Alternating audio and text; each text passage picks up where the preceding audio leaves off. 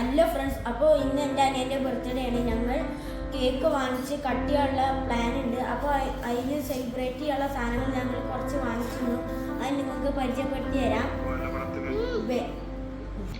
അപ്പോൾ ഇതാ guys celebrate ചെയ്യുന്ന സാധനങ്ങൾ.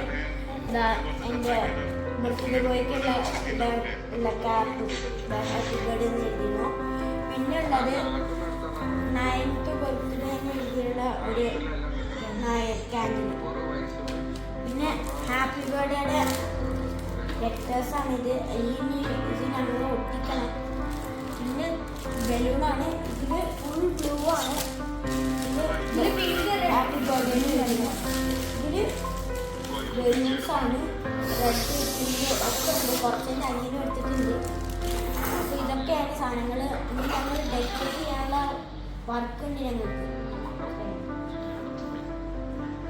ഞങ്ങൾ കുറച്ച് മുമ്പ് പറഞ്ഞു ആ ഡെക്കറേറ്റ് ചെയ്യുന്ന വർക്ക് ഞങ്ങളുടെ കഴിഞ്ഞിരിക്കുന്നു.